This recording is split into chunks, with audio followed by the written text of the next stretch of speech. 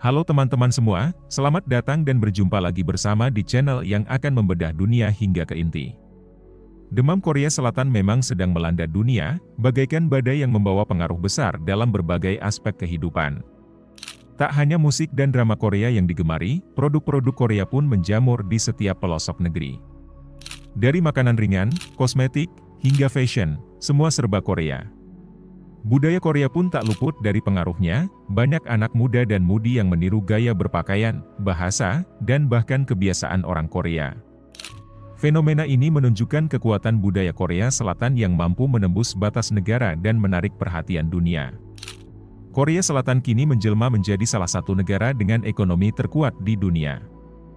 Beragam produknya, mulai dari elektronik, film, hingga makanan, telah mendunia dan digemari banyak orang.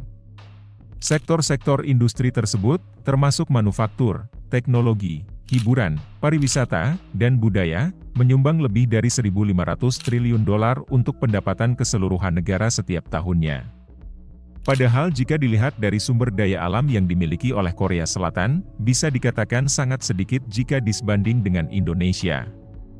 Di mana Indonesia memiliki cadangan mineral yang besar, seperti batu bara, emas, tembaga, nikel, minyak dan gas bumi. Hal ini sangat bertolak belakang dengan Korea Selatan yang hanya memiliki cadangan mineral yang kecil, seperti tungsten, molibdenum, dan grafit. Lalu bagaimana Korea Selatan bisa menjadi salah satu raja ekonomi dunia? Mari kita simak video ini bersama.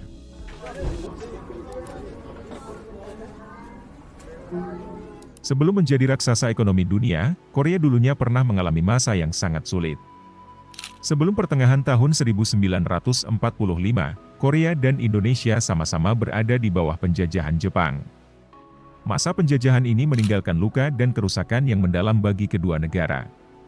Pada masa penjajahan Jepang, Korea mengalami eksploitasi sumber daya alam dan manusia yang brutal.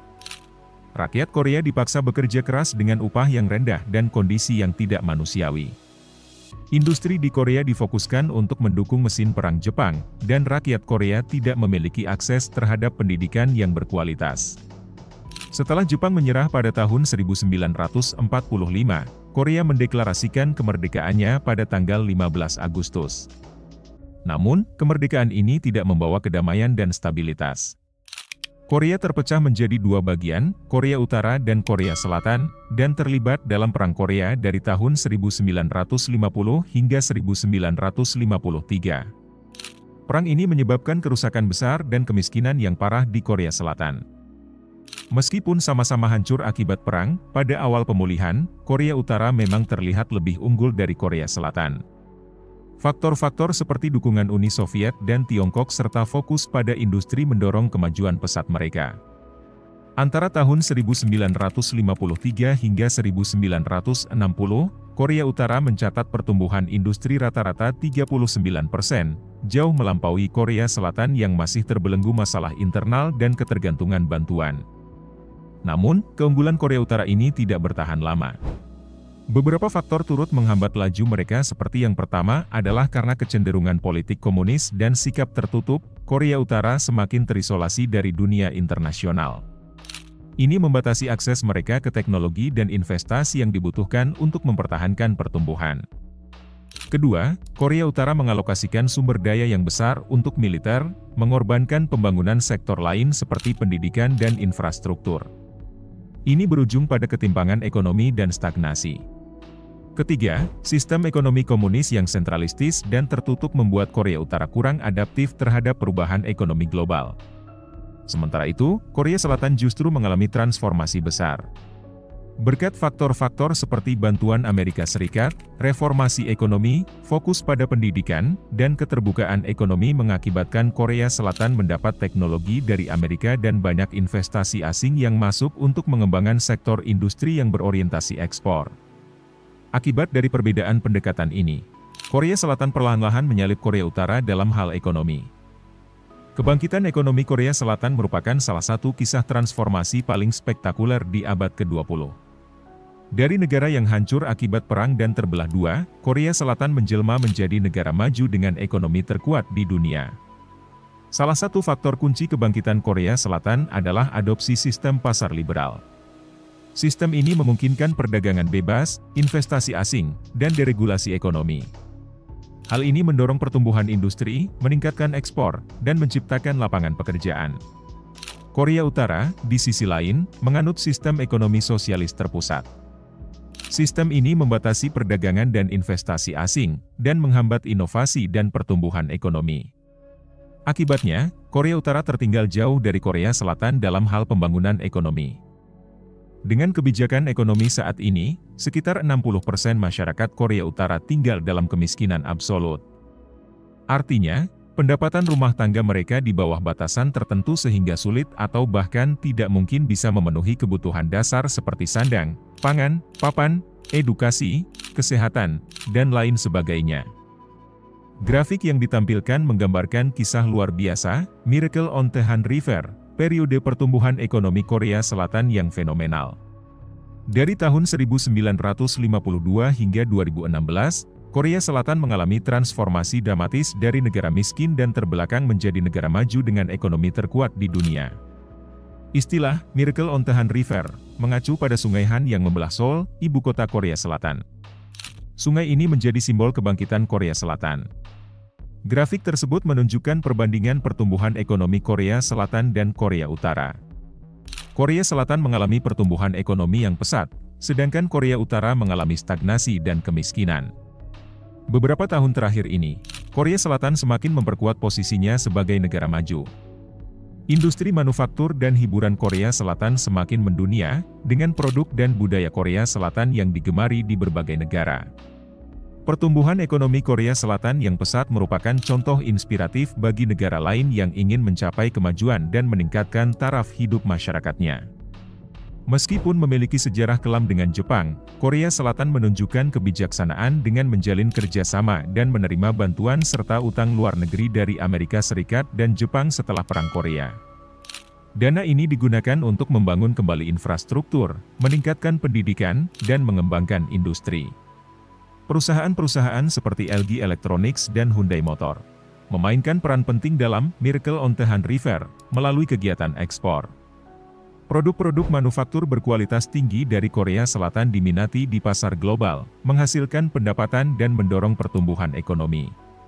Perlu kalian ketahui juga, ekonomi Korea Selatan didominasi oleh konglomerat keluarga super kaya yang disebut chaebol. Chaebol menerima bantuan dan utang luar negeri dalam bentuk pinjaman, subsidi, dan keringanan pajak. Dukungan ini memungkinkan mereka untuk mengembangkan usaha, menciptakan lapangan kerja, dan meningkatkan daya saing Korea Selatan di pasar global. Grup konglomerat seperti Samsung, Hyundai Motor, SK, dan LG telah menjadi pilar utama GDP Korea Selatan. Meskipun mengalami penurunan penjualan akibat pandemi di tahun 2021, keempat grup ini tetap memberikan kontribusi yang signifikan, yaitu 778 triliun won, terhadap GDP Korea Selatan. Pemerintah Korea Selatan menempatkan edukasi dan peningkatan kualitas manusia sebagai prioritas utama. Angka literasi yang mencapai lebih dari 97% menunjukkan komitmen mereka dalam membangun masyarakat yang terdidik dan berpengetahuan. Kemampuan membaca yang tinggi membuka peluang untuk berkembang, berinovasi, dan menciptakan ide-ide baru. Ada sebuah gebrakan pada tahun 1970-an yaitu Gerakan Samaul Undong. Gerakan ini menjadi kunci dalam memajukan pedesaan Korea Selatan. Gerakan ini mendorong modernisasi dan pembangunan infrastruktur di pedesaan, sehingga meningkatkan taraf hidup masyarakat pedesaan dan memperkecil kesenjangan dengan perkotaan. Selain itu, budaya mencintai produk dalam negeri merupakan salah satu faktor penting dalam kebangkitan ekonomi Korea Selatan. Masyarakat Korea Selatan bangga dengan produk buatan negaranya dan lebih memilih produk lokal daripada produk luar negeri. Hal ini mendorong pertumbuhan industri dalam negeri dan meningkatkan daya saing produk Korea Selatan di pasar global. Korea Selatan terkenal dengan industri manufaktur ekspor, elektronik, dan otomotifnya yang menjadi sumber pendapatan utama negara. Di samping itu, industri kreatif juga memainkan peran penting dalam pertumbuhan ekonomi Korea Selatan. Hallyu Wave, atau Korean Wave, bukan hanya tentang K-pop, tetapi pengaruh menyeluruh Korea Selatan terhadap dunia. Pengaruh K-pop sangatlah besar, dengan penggemar tersebar di seluruh penjuru dunia. Menurut riset Hyundai Research Institute tahun 2018, Idol grup Korea BTS menyumbang sekitar pukul 3,54 miliar dolar Amerika atau sekitar 50 triliun rupiah terhadap ekonomi Korea Selatan per tahun. Hal ini belum termasuk boyband dan girlband lain yang juga terkenal secara internasional. Hallyu Wave berdampak besar pada berbagai industri di Korea, seperti pariwisata, fashion, kecantikan, makanan, dan bahkan minat belajar bahasa Korea. Contoh sederhana, banyak orang mulai mengenal Korea Selatan karena menyukai idol group, K-drama, K-movie, dan K-show. Dari situ, mereka mulai tertarik dengan kultur Korea. Di Indonesia, banyak toko kecantikan dan restoran Korea yang masuk ke mal-mal. Toko baju dengan style Korea juga semakin banyak, dan muncul kelas online atau aplikasi belajar bahasa Korea. Menurut teori ekonom Acemoglu dan Robinson, ini adalah salah satu kunci utama kenapa Korea Selatan bisa sukses. Namun, kunci ini tidak hanya berlaku untuk Korea Selatan, tetapi juga untuk negara-negara sukses lainnya di dunia. Itulah fakta menarik tentang perjalanan Korea Selatan yang dulunya miskin menjadi negara maju yang sangat pesat hingga meninggalkan Indonesia. Semoga video ini bermanfaat bagi kita semua.